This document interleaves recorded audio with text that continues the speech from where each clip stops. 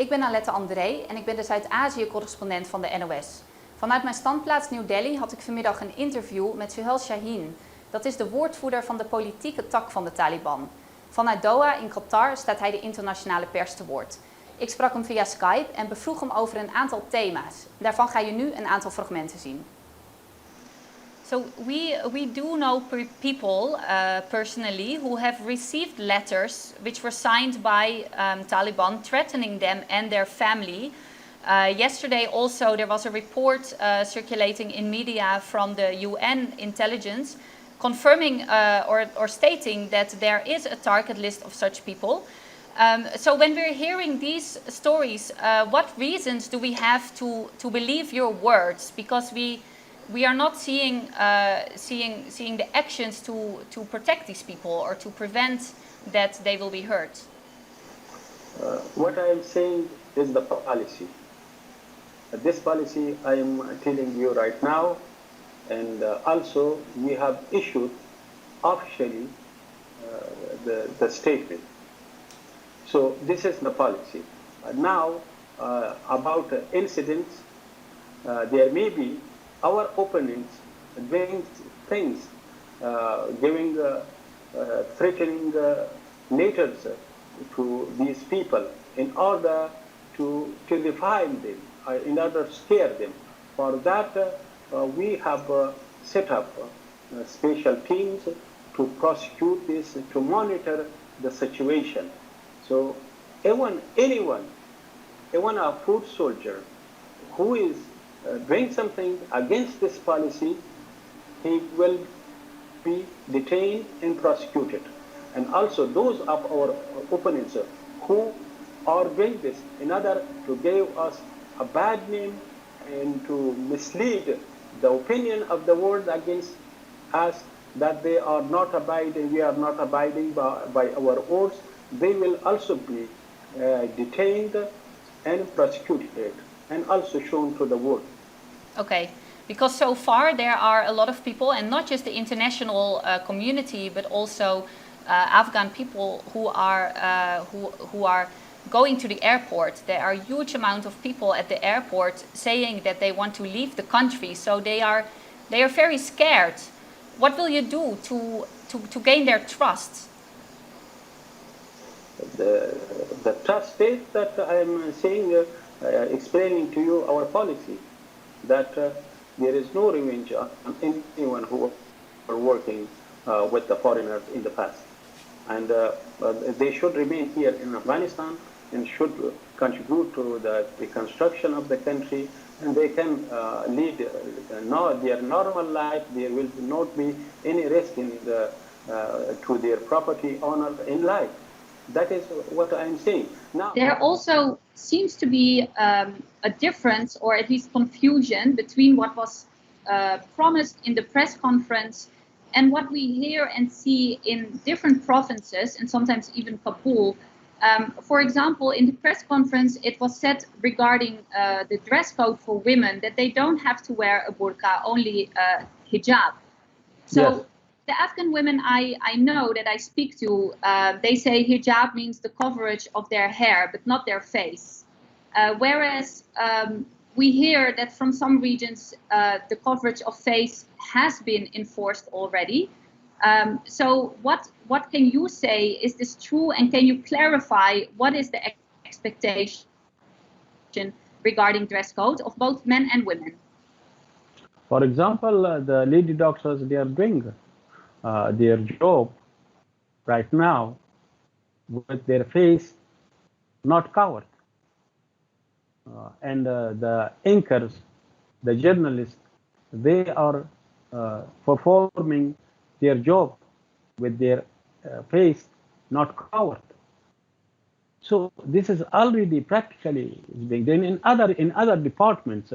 So it is not the policy that a woman should cover her face, but she should observe the hijab. So of course the hijab, as you said, it's a different types of hijab, and you may cover your face, you may not. But it depends on your work or what you want. Okay, it depends on your work. So there might be professions in which face coverage is required. Yes, yes. Okay, could you give examples of such professions? I already said, for example, an anchor, a newscaster. Her face should not be covered. Not be covered, yes. Yes. But what are professions where the face should be covered, as opposed to newscaster? So there are many. I can't say right now. I don't have the list right now, but I told you the general framework. So. Okay. Yeah. Okay. Because I was told, for example, at least about one school, that schoolgirls in Herat were asked to cover their face, for example. Is this an example of where it would be required in school? No, the policy is hijab, so it is not. Maybe any individual has told anyone that is not the policy, because the policy, if there is the policy, the Ministry of Education will announce the policy, not one individual. So that is not reflecting our policy. Could you already be a bit more specific also about which professions women will be able to work in and what they can study? Because it keeps being said that this will be within the Islamic law, within the framework of the Islamic law. But even, the religious women in Afghanistan I speak to are not sure what you exactly mean by that. Our policy is that women can have access to education and to work. It is a general. We haven't said specific work. So now it is for the future, what kind of work they can do, but they can have access to education from primary to higher education, and also to work what they want. So I think specifically then they want to go to this job or to that job. Also, it depends on her, and the details will come forward in future. Okay. One example, do you expect that there will be female ministers in your government? Yeah, sure. It depends on the future. What if there is need? Sure. Okay. And what about ownership? Will women be able to own their own business, for example? Yes. According to Islamic rules, they can. Yes, they have this right. You are offering full amnesty to your enemies from the past many years of fighting. So what are you offering to the people of Afghanistan in order to earn their forgiveness for the killings that were done from your side? Yeah, the killing were done not from one side, from all sides. Yeah. I think yes. I think it needs the people of Afghanistan need to start tolerance and peaceful coexistence. That is the need of our country and of our people, that we start a new chapter, a new phase of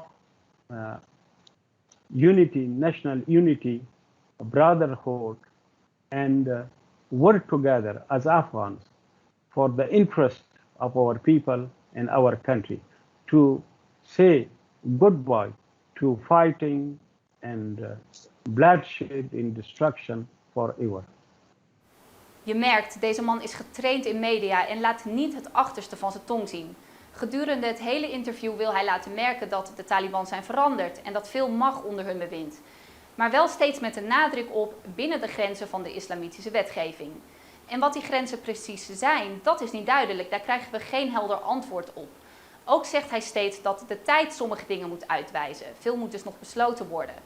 Hij wil geruststellen, maar feit blijft dat we van onze bronnen horen en dat we op beelden zien dat er veel angst heerst in het land.